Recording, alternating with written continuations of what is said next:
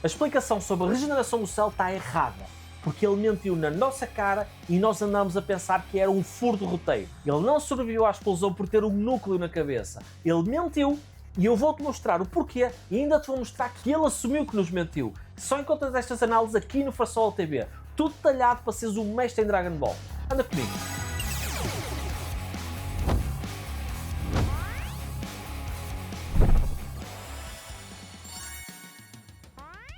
Olá meus amigos, meu nome é Ricardo e estás no Farsola TV. E hoje vamos olhar para uma das cenas mais estranhas na saga do Cell. O momento em que ele regenera depois da explosão, ainda mais forte, ainda mais perigoso, e dá uma explicação que quase toda a gente aceitou sem questionar. Mas talvez devêssemos ter questionado, porque a questão não é se o Cell se conseguir regenerar. Isso nós sabemos que ele consegue. A questão é outra. Será que ele disse a verdade sobre aquele núcleo que ele precisava para se regenerar? Vamos direto ao momento. Cell está quase a explodir. O Goku percebe que não há tempo. Teletransporta-se com ele para o planeta do Kaio. Pum! Explosão. Goku morre, o Kaio morre, o macaco morre, o Cell desaparece e durante alguns segundos parece que acabou. Mas depois não acabou. O Cell volta e não volta igual. Volta na forma perfeita, volta mais forte e volta com uma energia ainda mais absurda. E a explicação que ele dá é simples. Existia um núcleo localizado no seu corpo e desde que esse núcleo sobrevivesse, ele podia regenerar tudo. Parece conveniente. A questão é que é mesmo, mas há um detalhe que estraga tudo. Antes da explosão, o Cell já tinha perdido a cabeça. O Goku destrói a parte superior do corpo dele com um Kamehameha à queima-roupa. A cabeça incluída. E mesmo assim o Cell regenera. Portanto, vamos pôr isto em ordem. Se o núcleo vital do Cell estava mesmo na cabeça, e se a cabeça foi destruída, então devia ter morrido ali. Mas ele não morreu. Regenerou como se nada fosse. E é aqui que a explicação começa a tremer. Ou o Dragon Ball entrou numa contradição, ou o Cell estava a esconder alguma coisa. E antes de continuarmos, aviso rápido. O Iberanime está a chegar e desta vez não é só mais um evento. Ele está carregado de coisas que normalmente só vemos lá fora. Dias 16 e 17 de maio, no Kinema, em Santarém, o Iberanime traz-te convidados como o Mad Kid, sim, os mesmos das aberturas de anime, e também a Kana Yamasaki, que dispensa apresentações se acompanhas a cultura japonesa mais a fundo. Vai haver uma sala de cinema dedicada a filmes de anime durante o evento. Portanto, podes imaginar ver grandes títulos, no ambiente certo, com o pessoal que curte tanto disto como tu. E para quem é mais competitivo, também há torneios. Estamos a falar de jogos como Street Fighter VI, Tekken 3, Rocket League, FC 26, ou seja, dá para ir lá só para jogar e sair com o egg ferido. Já sabemos como é que isto funciona. Vais para lá, perdemos sempre. E se tu estás dentro deste mundo, isto não é só um evento. É praticamente um ponto de encontro da cultura anime em Portugal. Eu vou lá estar os 2 dias. E tu? Vês comigo? Agora sim, voltamos ao bicho mais difícil de matar em Dragon Ball.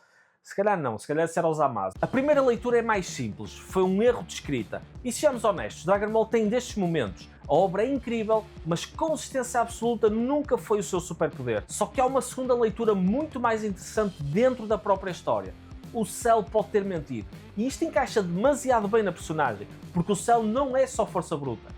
É calculista, ele provoca, ele humilha, ele manipula, ele gosta de controlar a conversa tanto quanto controla a luta. E vamos ser honestos, que tipo de vilão inteligente revela exatamente onde está o seu ponto fraco? Nenhum, ainda menos vindo do Cell. E aqui entra a hipótese mais forte. Talvez o núcleo dele não tivesse da cabeça, talvez estivesse noutro ponto mais protegido. Ou talvez o corpo do Cell não funcionasse com um único núcleo fixo, mas com uma lógica mais distribuída. Afinal, estamos a falar de uma criatura feita de células de vários guerreiros, de tecnologia genética e de capacidade de regeneração namekiana. O Cell não é um organismo normal, ele é uma aberração biológica, um projeto feito para sobreviver, para se adaptar e para vencer. E se olharmos para o design dele, há um detalhe muito curioso. O centro do corpo, especialmente da zona do peito, parece sempre muito mais importante do que a história nos diz. Aquele triângulo no peito chama a atenção, está no centro da silhueta, parece quase uma peça vital. E não estou a dizer que isto é confirmação absoluta, não é, mas como leitura visual é muito mais interessante do que aceitarmos cegamente que era na cabeça, quando a própria série já demonstrou que a cabeça tinha sido destruída. Mas calma, o Cell assume que mentiu, só não nos disse exatamente onde é que está esse núcleo. Mas mesmo que o núcleo não esteja literalmente no peito, a ideia continua a funcionar. O Cell não precisa de uma cabeça intacta. Talvez precise apenas de uma parte vital do corpo que esteja preservada para conseguir reconstruir o resto. E isso explica muito melhor a sobrevivência dele. Agora entra a parte ainda mais perigosa. As células Saiyajin. O Cell não tem só regeneração, ele tem as células do Goku, tem as células do Vegeta, tem um pacote genético completamente absurdo. E os Saiyajins têm uma característica muito específica. Quando sobrevivem a uma experiência extrema, ficam muito mais fortes. Então imaginem isto aplicado ao Cell. Ele sofre uma destruição quase total, mas não morre. Regenera. E ao sobreviver a uma situação limite recebe um aumento de poder. Isto muda a leitura da cena, porque se aceitarmos a explicação dele de forma literal, parece quase um milagre conveniente. Mas se pensarmos que o Cell mentiu, ou pelo menos simplificou a verdade, a cena fica muito mais interessante. Ele volta, explica o necessário, confunde os adversários e ainda reforça a imagem de que é praticamente impossível de o matar. E isto é o Cell puro. É por isso que para mim há 3 leituras possíveis. A primeira, Dragon Ball cometeu uma contradição. O Cell disse que o núcleo estava na cabeça, mas a história já tinha demonstrado algo que contradiz isso. Simples. A segunda, o núcleo existe, mas não estava exatamente na cabeça do Cell. O Cell mentiu ou distorceu a verdade para esconder o verdadeiro ponto final. A terceira, o Cell não tem nenhum ponto fraco tão simples. O corpo pode funcionar de forma mais distribuída, desde que reste material biológico suficiente para a regeneração começar. E das 3, a mais interessante da história é a segunda.